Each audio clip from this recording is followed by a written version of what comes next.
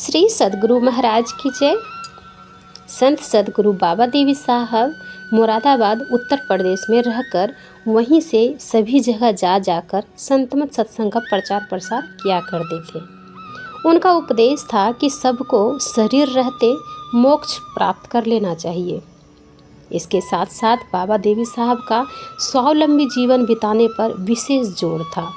प्रावलंबी जीवन बिताना उनको बिल्कुल भी पसंद नहीं था। वे स्वयं अपना जीवन बिल्कुल ही साधारण तरह से बिताते थे। उनके जीवन बिताने में कोई बाहरी आडंबर नहीं था। वे काले कपड़े धारण करते थे। काला कपड़ा प्रायः कम गंदा होता है और अगर गंदा हो भी जाए तो दिखाई नहीं देता है। बाबा साहब काले रंग के अल्फी यानी कि लंबा कुर्ता पहनते थे। सन 1919 ईस्वी के 19 जनवरी को उनके परिनिर्वाण दिवस पर कुछ सत्संगियों ने उनसे सविनय निवेदन किया था कि आप तो चले जा रहे हैं, हम लोगों को कुछ उपदेश देने की कृपा की जाए। इस पर बाबा देवी साहब बोले थे कि दुनिया वहम है, अभ्यास करो।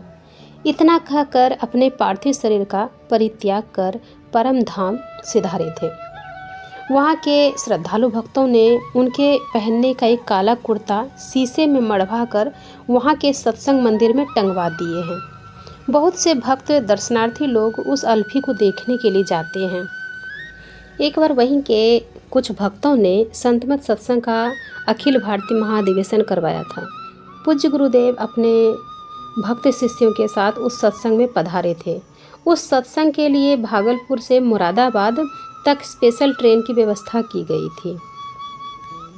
इस अधिवेशन के लगभग 2-3 साल बाद पुनः पूज्य गुरुदेव अपने शिष्यों के साथ मुरादाबाद पधारे और आश्रम में रहकर ही 2-3 दिनों तक सत्संग किए। इसी दरमियान जब पूज्य गुरुदेव स्नान ध्यान से निवृत्त हुए तो वहाँ के ही एक वरिष्ठ सत्संगी ने पूज्य गुरुदेव से सत्संग मंदिर चलने के लिए निवेदन किया।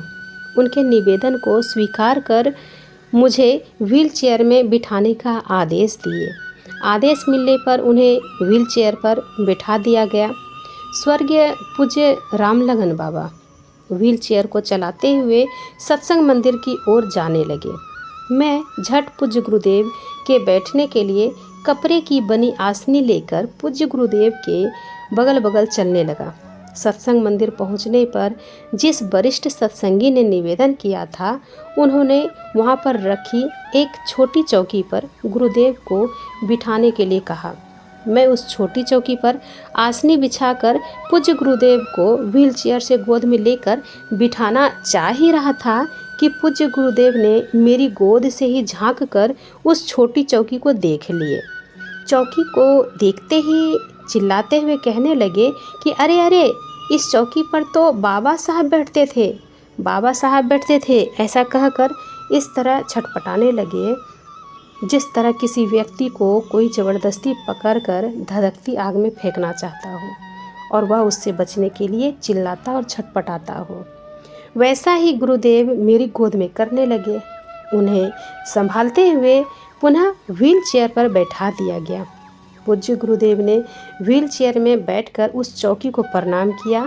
मुझे यह मालूम नहीं था कि इस चौकी पर बाबा साहब बैठते थे। अगर यह बात पहले मालूम हो जाती तो मैं ऐसा साहस नहीं करता, बल्कि गुरुदेव से निवेदन करता कि हुजूर, इस चौकी पर बाबा साहब बैठते थे। फिर उनकी जैसी मौज होती, उनके अनुसार सेवा होती। उस समय मुझे ऐसा एहसास हुआ कि पूज्य गुरुदेव को अपने गुरु के प्रति कितना अगाध श्रद्धा है। ऐसी श्रद्धा हम लोगों को भी होनी चाहिए।